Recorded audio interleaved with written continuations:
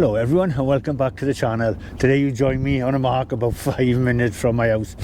I'll pan you round and show it, but like as we spoke about, I'm struggling with beach casters and that to cast, so I've come out. I had to get out to get my fishing fix, so I come out with the light rods and I've come down to a mark which is about 5 minutes from my house. I can fish out to the back of the car. I'm using 2-ounce leads, which I'll show you a bit later on, and I'm just flicking out to see if I can catch a couple of bass and flounder and that. As you know, in my previous videos I always try and give you areas for all anglers' capabilities, and this is one of them. A lot of people call it Cracknell Hard or husband's boatyard. Really forgiving. As you can see, I'm fishing out the boot of the car. I got the boot up, which is protecting me from the wind. It is swinging round a little bit, but it's a lovely mark to fish, you know, and access. You know, the road comes straight to it. You just park by here and you're fishing out to the boot of your car. What I'll do is I'll run you out as normal, run you through the rods and reels I'm going to be using, rigs which I'm using here, bait. I've only got ragworm, to tell you the truth, which I just picked up from Graham from Showcast. And then we can have a look and see if we can catch some flounder and some bass. I'm only going to be here for about 2 hours, because that's all I can manage, but I just needed to get out of the house and have a fish. Nice simple fishing. It's normally quite productive marcasses. You do get your odd occasional big bass through here. In the summer you can get variants from out the species, which we'll speak about now. But yeah, it's nice to get out. I've got my back to the wind at the moment because it is blowing from left to right. As you can see, I've got exactly the same rods which I use when I'm fishing on the River Edu, really light. I've got my Banzai multi-tip, and then I've got the Banzai mullet. Perfect for this type of fishing, and it's perfect for me at the moment because I can just underhand flick it because I'm having issues, as you know about. I got 2 weeks now before the operation, but I just been sat in the house making rigs and that, but I just thought I'd come down here and I can do this sort of fishing. Yeah, as you can see, I'll pan you around to have a look at the area. There's a couple of distinct features which I'll show you where you try and target on you. So if you come down here, then you know where to target and that, because it can be a little bit snaggy in certain areas, but I'll explain now when I pan you around where to fish onto the sand. But yeah, lovely man, just to get out into the fresh air and that, and I can just sit in the car over there, and it's nice and relaxed. So that's the kit I'm using now, and hopefully I can get into a nice bass or a nice bream. I got a bite, look, on the left hand rod already. Probably a school bass, but it'd be nice to get into a nice Solent flounder. But that's a good start to bite on there. Let me tighten it up. Yeah, I'll get back to you if that produces anything now. Yeah, husband is just like a little bay here, which goes round, and you've got husband's pier around there, and it follows you around then, and that's the opening there. But when you come down, you need to try and really hit into the middle where there's a big sandbank there, and there's a lot of worm and that in there. If you cast in close, it can be a little bit weedy, as you can see here. I find there's a lot of crab in there, but there's less crab which is on the sandbank, and then the sandbank drops off into like mussels and that. It's a lovely area to fish. As you can see, I'm just sitting on a concrete plinth, just watching the rods. A few hours out of the house now.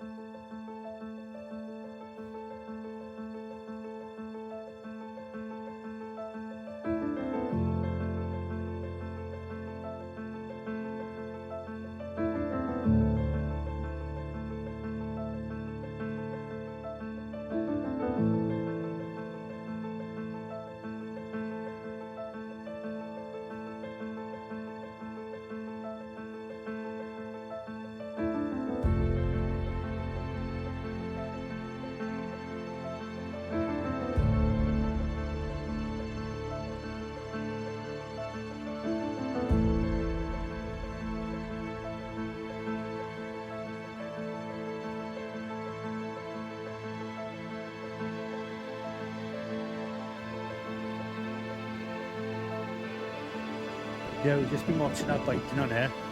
Trying to get my back to the wind. I think it's a school bass. You do get a lot of them here.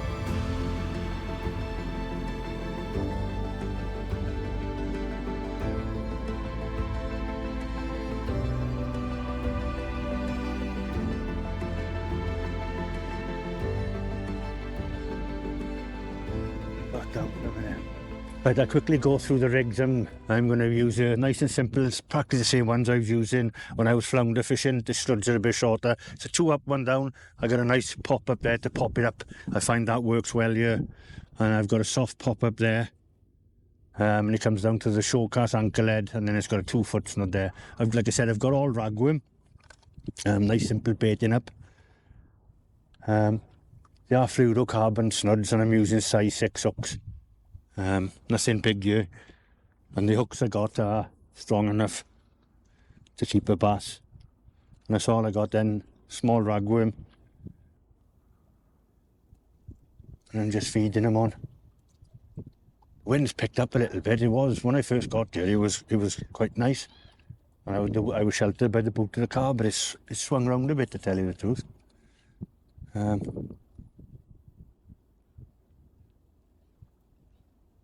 It's just nice to get out, as I said. So I just had lightly hooked on. I wanted to move a bit for the flounder, so I got a little bit of a tail on it. I find pop-ups work well here, because sometimes if you don't get onto that sand banking, you drop it a bit short. There are a lot of shore crab here, and they can strip it. And as you know, with flounder as well, with the most movement you can get, the better. It's a lovely mark. It says, you know, all anglers can come here, park the car. Yeah, at night it's quite good as well. As you can see then, I've just got a ragworm on there. If you haven't got a head torch, there's like a building behind which is all lit up. And it's great for kids as well. If you want to bring the kids down when you were fishing, crabbing, like I said, there's loads of crab. You can put a crab line down by there and get crabs to keep the kids occupied.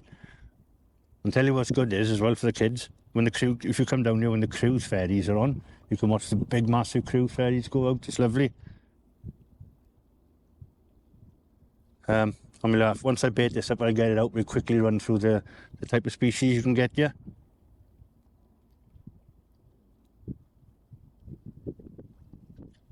That's all I've done, and I've got a double ragworm on there.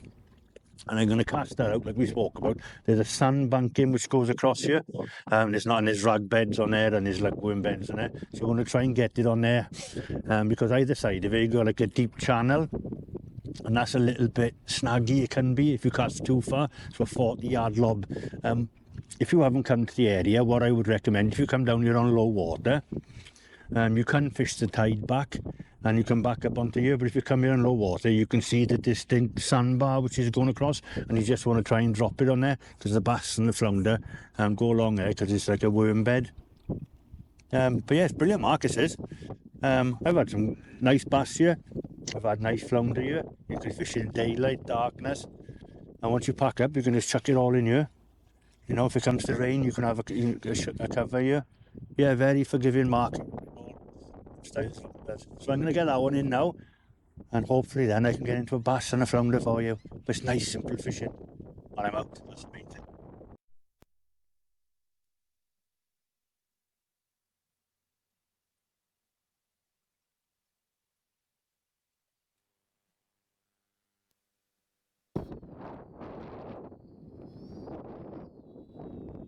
There's a good fish on here. I hope you can see it. I'm just sitting there.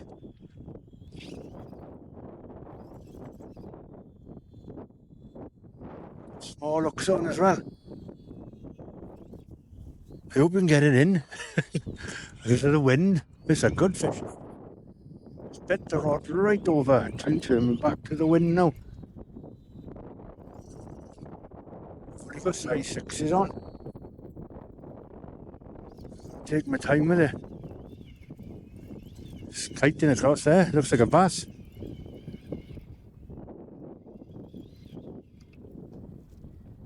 But it's lovely on this light gear. I haven't been here 10 minutes. Looks like a lovely bass. Absolutely lovely playing it in on this.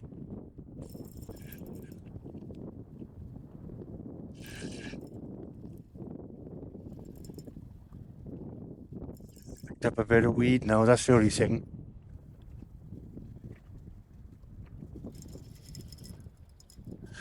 Yeah, it's a lovely bass. Lovely on its light gear. Picked up a bit of weed on the way in. We have to walk him over to the beach to land him now.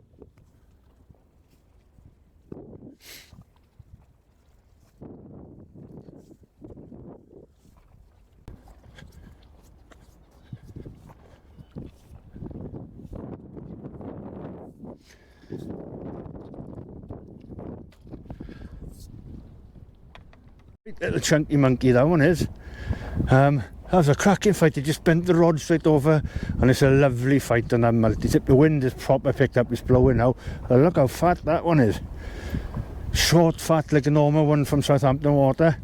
Yeah, but I've only been here about 40 minutes now.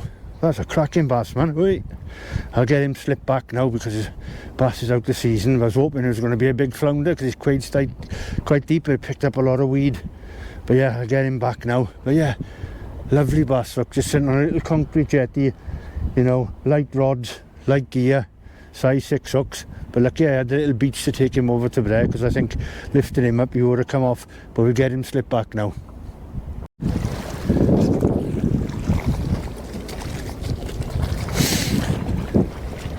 Yeah, we get him slipped back now. Nice little chunky one.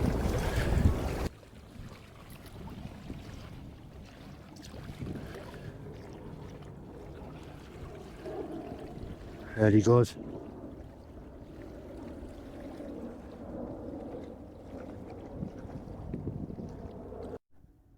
Yeah, the tide is starting to ebb now, and I hope you can see it. I'll pan it up in the air.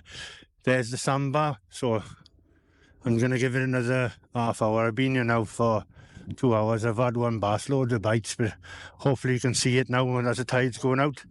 And you can see what I spoke about in close with all the weed is. So when you come here, you want to be targeting just over that sandbar, which is just coming uncovered now. It's nice and clean here, no weed, and it's just onto sand. And that's where the fish seem to be sitting. As you've seen, I've had one nice bass, a couple of bites and all that, but I've only been here for 2 hours now.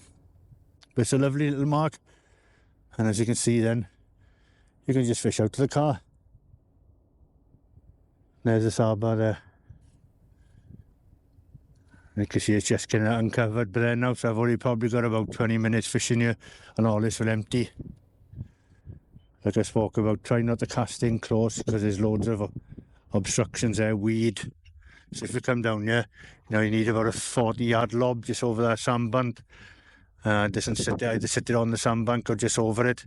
It's nice clean ground there. And that's where the bass normally sit on the flounder. But yeah, I'm going to give it 20 minutes now. I've had a nice bass, a few bites and all that, but it was just nice to get out of the house. A little bit windy, but yeah, it's just nice to get out. You know, plenty of shelter, and you should sit in the boot of your car. You can sit in the car if you want to. Yeah, lovely. You can fish it on low water, and then you'll be fishing over by the pier structures there. But the ground is a bit soggy and muddy. So it's just nice to get up onto the concrete. What I've done is I've stayed on a little bit longer. I know the wind is blowing, I'll try and cover the mic, but I just wanted you to see, as you can see now, it's fully ebbed now, and you can see where the sandbar is, what you need to be casting on. As you can see then, in here, that's where all the weed is, and there's a few snags, there's tyres, but all the fish normally come up onto this bank, as you can see, with all the shellfish and that, and it's all laid out in there. So when you come here, as you can see, it's only a 30-yard lob, and you just want to try and get it either just over that sandbank or just on top of it, because the fish come up there and feed. But it's nice now, I did stay a bit longer to show you this area, as you can see. And then in front there, you've got a muddy little flat, and then over then to the left, it's quite snaggy over there. You've got sleepers, you've got a concrete thing in here. So when you come down to here, you need to be trying to target the last part of the pier, because it's all sand and mud there, and that's where the fish seem to sit. But I hope that helps if you come down here, and you can just sit out the back if you can't fishing it. A 30-yard lob is great for kids and that as well. But I have stayed a bit longer than I wanted to. I only wanted to do an hour and a half, 2 hours, and I'm just on 2 hours now, but I thought it'd be beneficial if I stayed a bit longer. And you can see then the contours in the water where the fish sit. It's a massive fishing holding area, this is. You know, in the summer you can get your bass, flounder, You get a lot of eels in here as well. At the night you get big bass in here because obviously they come up here to feed. Really nice, easy mark to fish as well. It's good for kids. But yeah, I'm glad they stayed here now to let the water go out so you can see what it looks like. And when you come down here, don't overcast, you know, because you can see where the fish are going to come up and feed. And don't undercast them because you'll be in all the weed and that.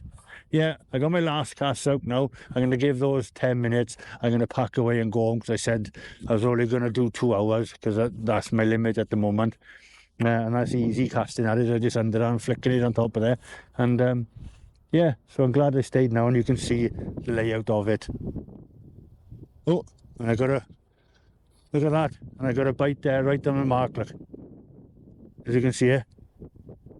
So we'll get him in now. That's what you got that for timing. That's just my last cast hours then.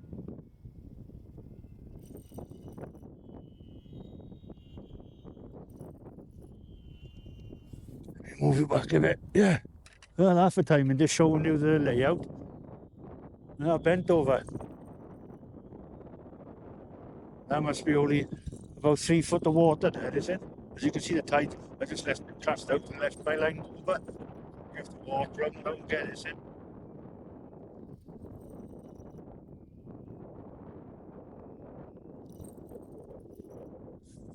So I was just packing everything away and I just wanted to stay here just to show you what it looked like, and I left my rods out. That must be only in about a foot of water, if that. And I think it's a bass taking it. I'll probably have to beach this onto the sand now, and I'll have to run down and get it and bring it back to you. Yeah, it's a bass. So I'll beach it down there now, and I'll go down and get it so we can have a look at it. What it is, I won't bring the bass back up here. I'll take the camera down and we can hook him in the water there and put him back in. I'll just beach him on the side there now. There, that's a foot of water. And I just stayed here to let the tide drop out, and I just left it out there for a period of time when I was talking to you. And there's a bass stick and he's just flapping down there. Yeah, what I'll do is I'll take him down there now, take you down there, and we'll put him back in down there, see, bringing him all the way back up here. Yeah, we just had to look at him, man. Oh. And it's about a foot of water, look, a lovely school bass again, look. And I can see the ragworm and a little pop-up just hanging out of his mouth. That was only in about a foot of water. You know, you can fish this on low tide, but it is a bit scudgy underfoot, but I just wanted to have a nice easy session. But yeah, I just left that now out there when I was talking to you for the tide to drop out so I could show you the ground you're fishing on. Yeah, and about a foot of water. You can see how shallow bass come into it. But a lovely little fish. I'll get him on hook now and we can get him back in. Yeah.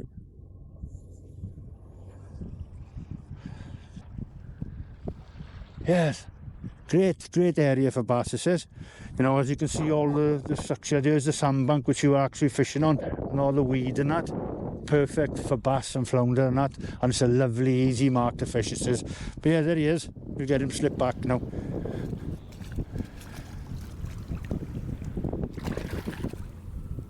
There he goes. Always nice to see bass swim off like that. Back to terrorise the crab and the shrimp. Right, that's me packed away now, but that was a thoroughly enjoyable 2 hours. As you can see by here, it's accessible for all styles of anglers, children, and everything, and it will put you onto the fish day and night here. As a lovely bass and a little bit of a smaller bass, you know, I used 1/4 pound of ragworm. Really inexpensive fishing, you know, and 30-yard lob, and you're on to where the fish are going to be. Hopefully I give you insight how to fish here, not overcasting, you know, and the casting come here, you can fish it on low water if you want to, but like I said, the ground is a little bit boggy. But you know, if you only want to stand on hard surface, come here, I say 2 hours before high water, and you can fish 2 hours or 3 hours back. But you've seen that then, I caught that bass in less than a foot of water when I was talking to you, just waiting for the tide to go out.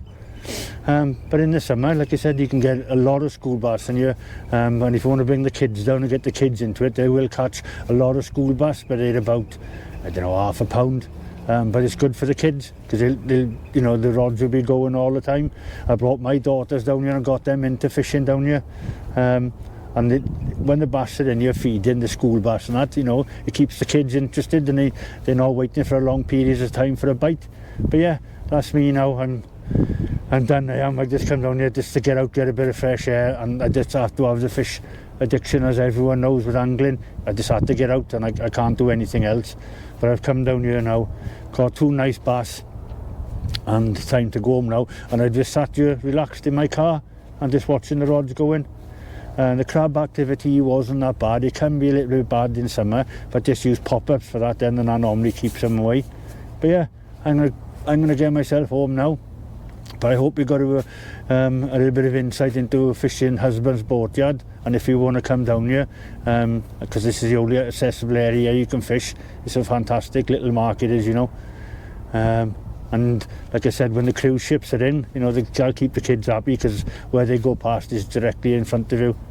There's been quite a few people down here today taking photographs of them. But yeah, but thank you very much for watching, and if I don't see you on the beach, I'll see you on the channel. Enjoy your fishing, everyone.